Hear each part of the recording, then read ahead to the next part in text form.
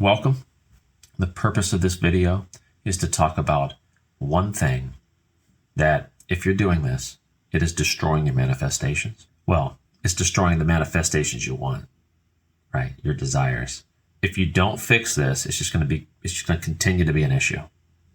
And you're not going to get results. You're going to be discouraged, and it's going to snowball. You're going to feel hopeless. So here we go. You are too needy. You are clingy and you are needy. And you are desperate. And it is pushing everything away. Let me ask you a question. Is God desperate? Is God needy? Now, depending on where you went to church, you may answer yes to that. But anyway, that might be another video. This one in particular, the answer is no. No. God is not needy. God does not know what desperation is. God is entire. God is all. And you have a mind that was created by a mind. In that mind's image. You are, in other words, filled with God. When I use the word God, I want to elicit a concept in your head of the divine, of the origin, of the reason why there is something when there could easily be nothing. And God is mind, the ultimate mind. And you have a mind, and you use it every single day. Sometimes in self-destruction, other times in building yourself up creatively. You can use it for resentment, anger. You can use it for love. You have that mind.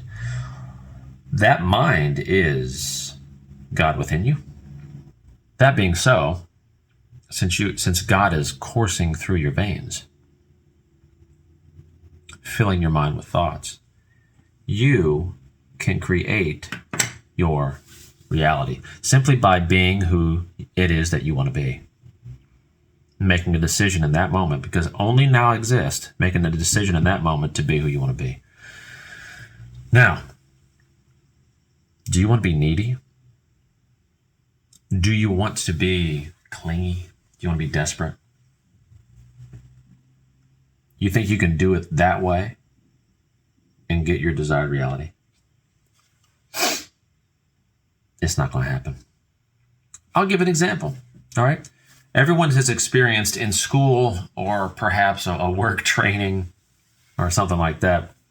You experience, there's always that one or two people in the class who they always interject. They always ask questions. They're always volunteering for this, that, and the other, which is fine in and of itself, but these particular people, once they open their mouth, you tell they really have nothing to say. So the questions kind of fall flat, or they're just obvious questions with very obvious answers. Now, that person who's doing that, they think they're crushing it. They think they're the favorite student. They think that the teacher loves them. They think they're really helping everyone around them. But everyone in the class, instructor, other students, everyone but them, can see how desperate they seem, how needy. And if you don't know what I'm talking about, might be a chance that you're that person. Okay? You don't have to be. And don't get upset if you just realize that you're that person. All you have to do is let that crap go. And that's what we're dealing with here. So God is not needy. You come from God. Why are you needy? Very simple.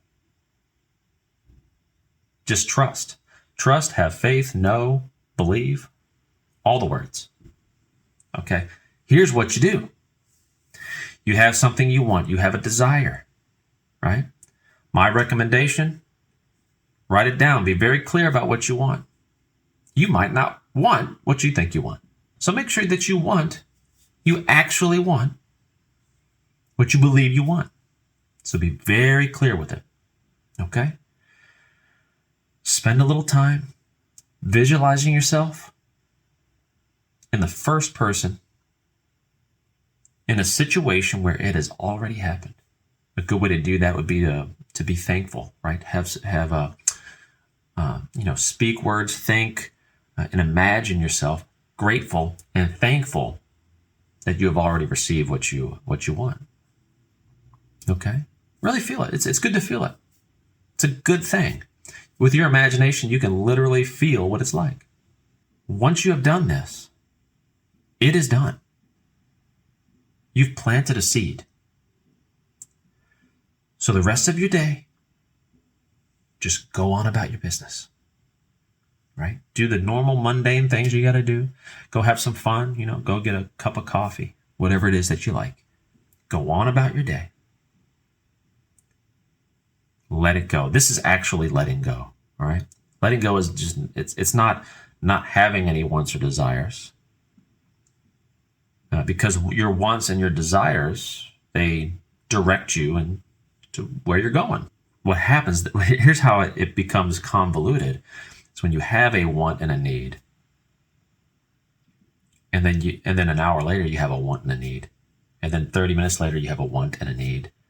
You keep wanting and needing the same thing. Want and need it once. Have a clear image of you already having it. And then move on. Move on. You're a person who already has it. If you are a person who already has it, you're not going to be worried about it. You're just not. That makes no sense. I understand you're looking in the world for proof that you have it, but the world is the effect. It's not the cause. The world is the effect of who we are. Okay? So when you visualize yourself having what you want already, in that visualization, you are the person. You already are the person who has it. And if that's the case, why the hell do you care, again, in an hour, that it hasn't shown up yet? You already have it. After you have the want, assume you already have it. Move on with your life. Don't be needy. Don't be clingy. Don't do that. Because the second you do that, you are digging up the seed that you just planted. And you are currently being the person who is desperate and does not have it. It's that simple. Law of attraction, law of assumption, law of whatever. Law of being. I think Joseph Murphy called it the law of being at some point. I mean, that's really what it is. The simplest way I could say this is I am. That's the simplest way this is. I am what I say I am. I am what I think I am. So if you have the thing that you desire already, like I said, it's good to have the desire. It like points you a certain direction. It points your attention a certain way. You're like, I would like that. Visualize yourself having it.